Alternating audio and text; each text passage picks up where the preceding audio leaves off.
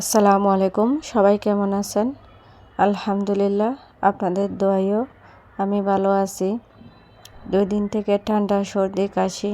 তো ভাবছি কী রান্না করব, কী রান্না করলে খেতে পারবো। নিজের রান্না নিজের কাছে মজা লাগে না। তো রান্না করার আগে কনফিউজড হয়ে যাই কী রান্না করব।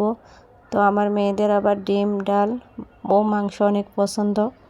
তাদের জন্য বিশেষ করে চিন্তা ভাবনা করে রান্না করতে হয়। তারা বাচ্চা, তারা যদি তৃপ্তি নিয়ে না খায় সেটা নিজের কাছে ভালো লাগে না। আমি বিশেষ করে চিন্তা ভাবনা করি নিজের ফ্যামিলির জন্য। ফ্যামিলি যদি তৃপ্তি সহকারে না খেতে পারে তাহলে নিজের কাছে শান্তি লাগে না। তো আমার ফ্যামিলির কোনো অভিযোগ নেই, শুধু তাদের একটাই অভিযোগ, রান্না মজা হতে হবে। যাই হোক, আমি আমার মেয়েদের জন্য আলাদাভাবে রান্না করে রেখে দিয়েছি। এদিকে আমি পেঁয়াজগুলো ভালো করে ভেজে নিলাম, তার মধ্যে পানি অ্যাড করে দিয়েছি। পানির মধ্যে একে একে সব মশলা দিয়ে দিচ্ছি।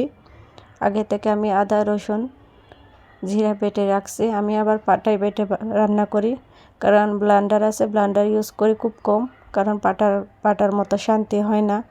রান্নাটা টাটকা করি, যাতে মশলা ফ্রোজেন করি না কেন, অন্য কিছু ফ্রোজেন করি কিন্তু মশলা ফ্রোজেন করি না। এটা আমি নগদে বেটে খাই, কারণ আমার ভালো লাগে। তো একদিকে আমার ডিম বোনা হয়ে গেছে। আমি আবার কাঁচকলাকে কেটে রাখছিলাম, অনেক সময় ভর্তা করে খাই, আজকে ভাবছি ভাজি করে দেখি, কারণ এভাবেও ভাজি করলে ভালো লাগে। তো রান্না করা শেষ হয়ে গেছে। রান্না করা শেষ হওয়ার পরে ভাজির মধ্যে আমি লবণ দিই নাই। তো কেমন হয়েছে বলেন তো বিষয়টা। আল্লাহ হাফেজ।